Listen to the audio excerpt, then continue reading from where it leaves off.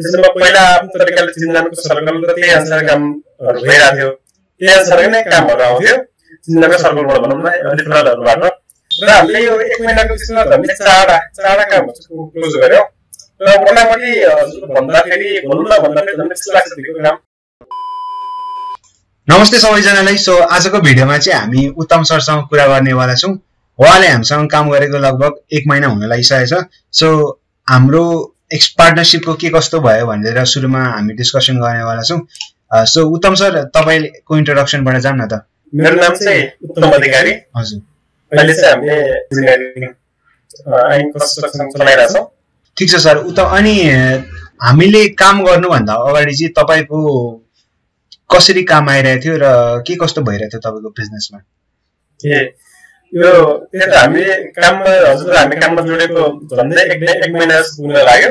त्योभन्दा अगाडि चाहिँ मैले जुन डिजिटल मार्केटिङ प्लेटफर्म अपनाएको थिइनँ, त्यसमा पहिला आफ्नो तरिकाले चिन्जानको सर्कल र त्यही अनुसार कामहरू भइरहेको थियो, त्यही अनुसार नै कामहरू आउँथ्यो चिन्जानको सर्कलबाट भनौँ न रिफरलहरूबाट। जब यो तपाईँहरूसँग जोडियो र डिजिटल प्लेटफर्ममा आइसके पछाडि धेरै सहज भएको छ। मैले सोचेको भन्दा धेरै सजिलो र सहज भएको छ, कामहरू पनि राम्रो आइरहेको छ। ठिक छ सर। अनि तपाईँ र हाम्रो भेट चाहिँ कसरी भयो र तपाईँले हामीले फर्स्टमा कन्ट्याक्ट गर्दा तपाईँलाई कस्तो फिल भएको थियो?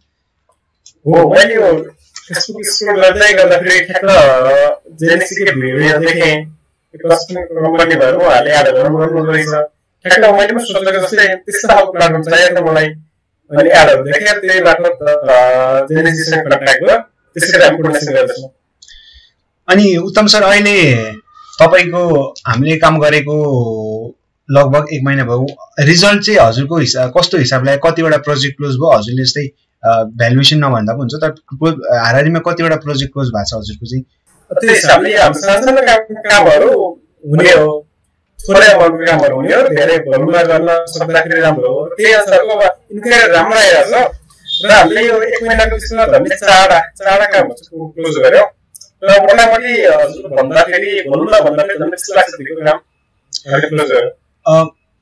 अनि सर, तपाईँको अब यो हाम्रो नेक्स्ट मन्थ रोल भइरहेछ है, र तपाईँको अब कोही मान्छे यदि सोचिरहनु भएको छ तपाईँले जस्तै हाम्रो जुन कम्पनी छ ब्राइट हेड मिडिया, उहाँहरूलाई चुज गर्ने कि नगर्ने भनेर उहाँहरूलाई तपाईँले के भन्न चाहनुहुन्छ? मैले मेरो आफ्नो एक्सपिरियन्स सेयर गरौँ न।